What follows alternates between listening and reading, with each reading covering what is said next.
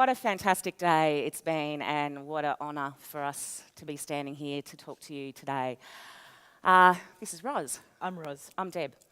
Don't get us confused. For the last 2 years, we have been involved with a community songwriting project called The Soldier's Wife. We started in 2014. Our background, both of us have been songwriters for almost 20 years now. And we started this project with the idea of really getting to know the women behind the men that had served in this country over the last 60 years, and really hearing their stories of their lives, of their sacrifice, because with this country's, I guess, history with Anzac, we were feeling that the women's stories weren't really out there and being told. So we had an idea and we went forward, as we do as songwriters. That's right. And we went to find some women. So today we're here to share with you some amazing stories that we found over the last 2 years of these women, and to talk to you a little bit about their sacrifice and about their great love and about their resilience. So we might start by jumping into a song because, as Deb said, that's what we do, and that's what we are, and that's how we have been uncovering these songs for the last 2 years. And we have sat with approximately 100. I was going to say, 1,000, cross the zero, just like James then. We have sat with approximately 100 women across regional Queensland. And the interesting thing is that a lot of these women, or some of these women, have been part of our family units and part of our family structure. So the first song and the first story that I wrote was sitting under my very family for my whole entire life, and it was this is for my nonna, my grandmother. She and her husband, Sicilian born, lived in Sicily. My nonno, my grandfather, was called to war, Second World War. And he went, of course, across the sea to Africa. And my grandmother, my nonna, was left at home. She had a little toddler, my mum, and she had a really important job in those days. She worked at the train station. And that was a huge job for a woman in World War II, and she would allow the train station chain to be lifted up, so the trains would come in and deposit their troops, and then the troops would get back on and they would go. So this story tells of the resilience of one woman, of millions of women. I am in this waiting room. I breathe in without you. I grow to my own tune. Another day down and another train has left this tired station. I'd leave just to suit you. I smile to my first one. I'll wait right here on the station side, chain in my hand as I look for your face. Another day down, yet another train across through here. All that I know is that you won't come home to me. You won't come home. There is no way home. No, this is not home until it's done. When it's all done, my dear. I dream of another way. I cling to keep it at bay. I pray Jesus and Mary and all of the saints to keep his heart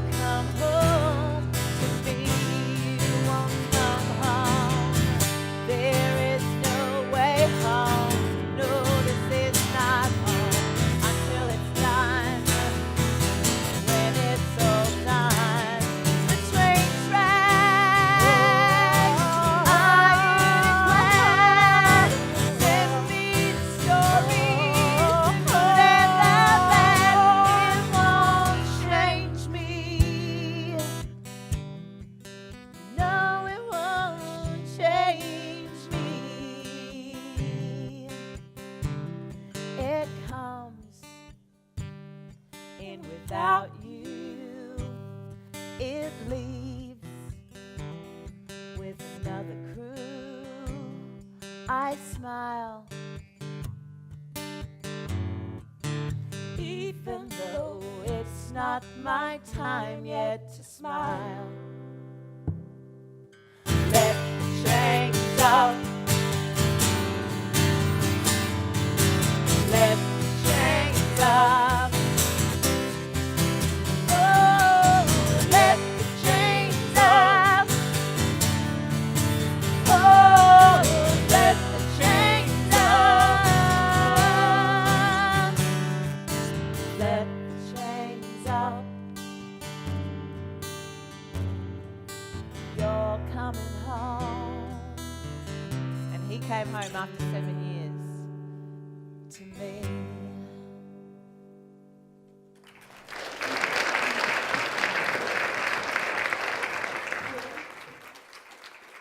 The beautiful thing about song is it can help people tell their story, and it can remove them, I guess, one place away from where their story is. It can create a layer in between the pain of telling that story and telling that story.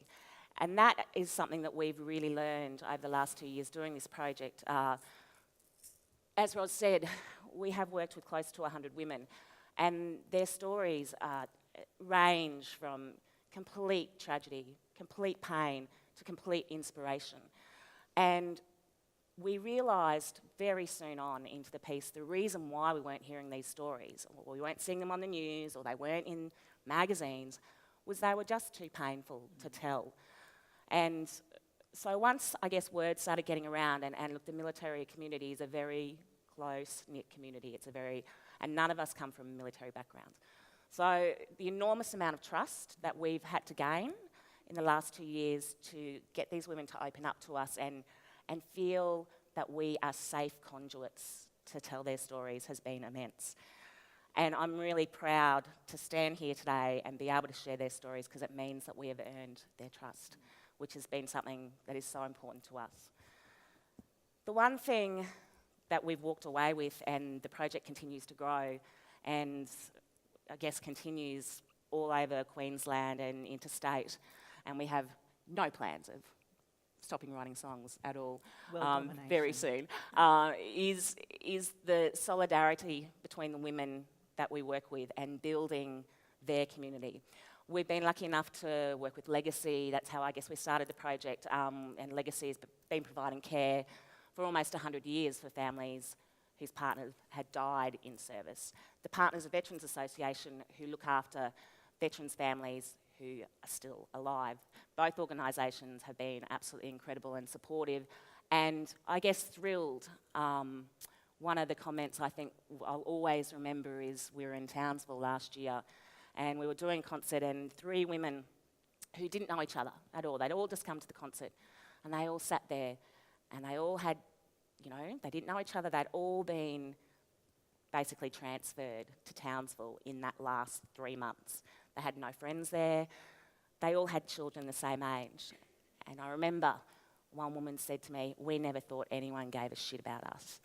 And that has given us so much determination to go out and to share these stories on stages, to record these stories, to get them out to as many people as possible, so that people actually start thinking there is thousands and thousands of military families in our country. Every day, women across Australia and men whose female partners serve wake up. They wake up without their partner. They tuck their kids into bed at night without their partner. They don't know where their partner is actually deployed in a lot of cases. They might have very little contact. So on a daily basis, they are living with those immense challenges. And until I guess we started this project, we didn't really think about it. There's lots of people in our communities, and as I say, a lot of you probably know someone who's served. You might have a family member who has served. But it is at the core of our country, and it's been very important for us to move on with, as I say, telling these stories. So I'm going to tell you a really, I guess, a special story for us that was written just recently in Townsville with an incredible woman called Susie. And Susie is a tower of strength. Well, she's a tiny tower of strength. And we met Susie, and we were, having a cup of tea, and as we do. And she lost her husband about 18 months ago, and he'd served in Vietnam, and he had melanoma and it metastasised, and he had a brain tumour. And he had this wonderful story where he, in the last 6 weeks of his life, had come up with this imaginary critter called Bombo the Wonder Dog. And she'd gone and published a book about his stories in the last weeks of his life. It was an inspirational story, but she had a lot of sadness with her, and we talked more and more. She said, the one thing I'm really struggling with is my daughter is being married this year, and I have to walk her down the aisle. And we grasped that concept and thought, and I guess personally I really affiliated with that because my mother walked me down the aisle. And we kind of sat there, and within 5 minutes we'd written this song. And I think this is it's a fitting song for the end of what's been an incredible day today. This is Susie's story.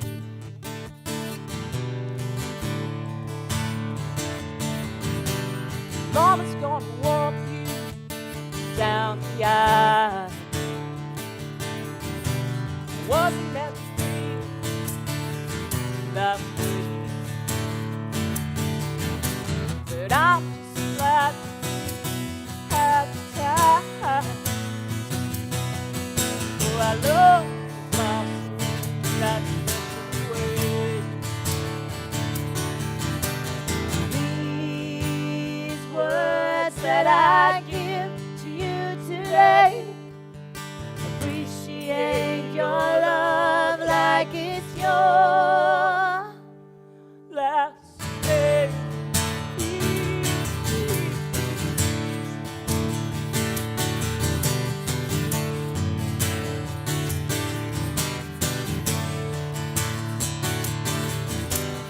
Now that's around you on your first wedding dance, they got your back, baby, they got your back for all the days.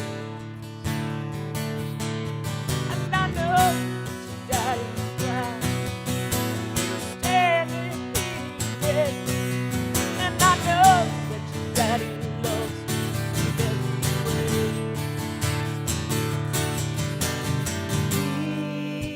These words that I give to you today, appreciate your love like it's your last day. These words that I give to you today, appreciate your love like it's your last day.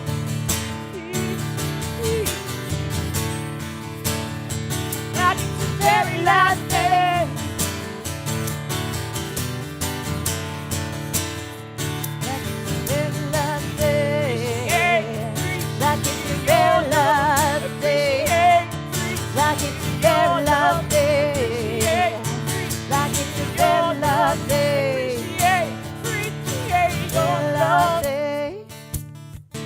it's the very last day. Like it's your very last day. Like it's your very last day.